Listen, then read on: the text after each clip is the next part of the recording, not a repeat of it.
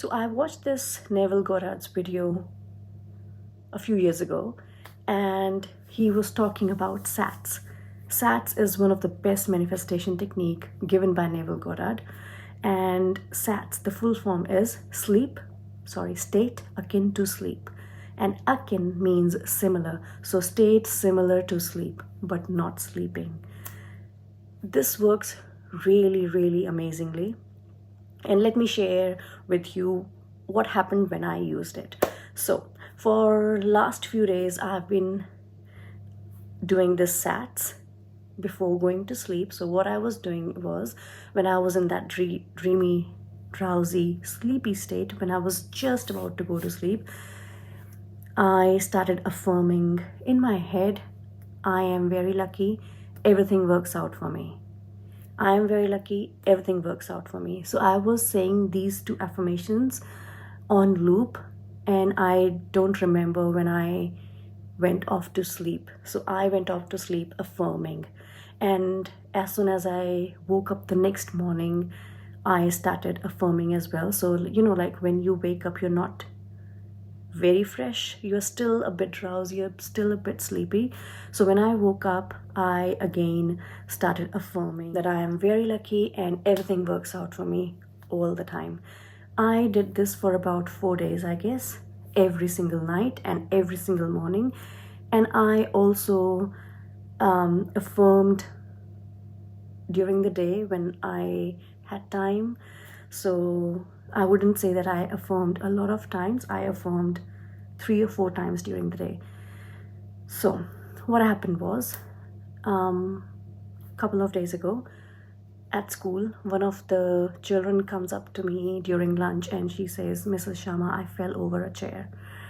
So I asked her if she's okay and if she needed an ice pack. I'm just looking at my double chin here. Anyways, so I asked her if she needed an ice pack and she said yes.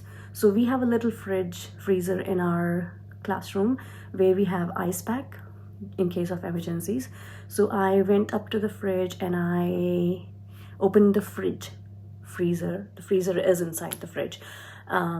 So there were 2 ice packs, but both of them were in the fridge, so they had melted. They were not in the freezer. So I gave her a note and told her that go to the office and show this note. On this note, I wrote, "Please give her ice pack. She has fallen over a chair and hurt her hand." So she went to the office.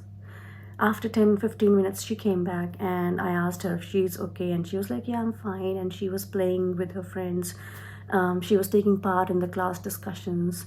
So she looked happy chappy, like really normal. So the day went by, and at night, around 8:30, I get an email from her mother saying that she has broken her arm and what had happened to her at school, and that she's really pissed off. Why did the school not call her? And she wanted an answer from me, as I am the class teacher. And I emailed her back immediately saying that this is what had happened, and she looked completely fine. So she emailed me back saying, yes, that's what she told me as well, but she is in pain and blah blah blah blah blah. Like the mother was really angry and she wanted to know why she wasn't called. So I actually was really anxious because that same day we had a staff meeting talking about child neglect, and this was kind of something that that fell under child neglect. And I was really anxious that I'm going to lose my job, or there's going to be like an action taken against me because the child has broken her arm, and as a teacher I did nothing. So next morning I was really anxious. I did not reply back to her last email because I thought it was because she emailed me back at 9:30. So I thought it's too late, I don't want to reply. So next morning I went to the school and I saw another teacher.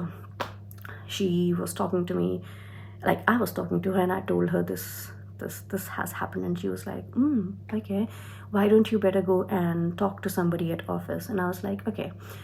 And as I was walking to the office, I saw this office lady coming towards our room, and I was like, something has really happened, like something is going to happen to me, some actions or something. I was really super anxious. And I said to myself, no, I'm lucky. Everything works out for me all the time. And I asked her, do you remember Haley? She came to you, and she said, yeah, I remember her. And I said, this is what her mother had emailed. And she was like, really? Because when she came to the office, I checked her, the deputy principal checked her, and the executive officer checked her. We touched her arm, like this was the part that got hurt. We touched her arm, we lifted her up, and she was fine. There was no sign of pain at all, not even like 1% sign of pain, and she looked fine. Like she didn't even say oh, like she did not say anything. And I said, I'm really anxious about it, because as a teacher I should have informed. And she was like, no, she came to the office, we looked at her, and this is what happened. So no, it's not your responsibility. I'm going to call the mom. And yeah, so don't worry, relax. So she went back to the office, and I again went to the same teacher that I was talking to before, and I told her everything, the conversation that I had with the office lady. And she was like, oh my God, you're so lucky, Raki. It worked out for you. The ice pack, the melted ice pack worked out for you. You are so lucky. And when she said that, it clicked that, oh my God, this is what exactly I'm saying. I'm lucky. Everything works out for me. So imagine, why I'm lucky, why everything works out for me is because if that ice pack was not melted, if it was in the freezer, I wouldn't have sent her to the office, and there wouldn't have been 3 more witnesses that she was not showing any signs of pain. So the ice pack was melted. I had to send her to the office, and 3 more people in the office, including the deputy principal, they checked her, and there was no sign of pain.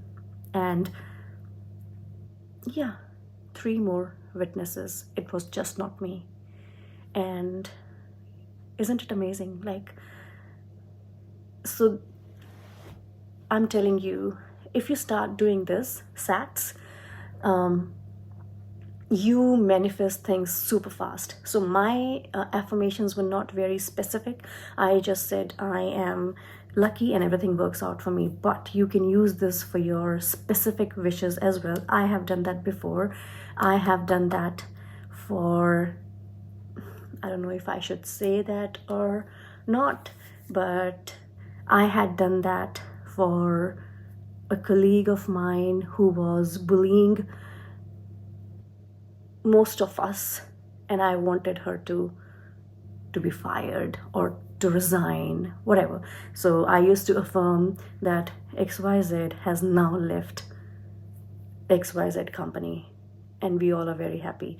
So I used to affirm that on a loop, and I think I did this for about 15, 16 days, and she did something that was really unethical, and she was fired from the job.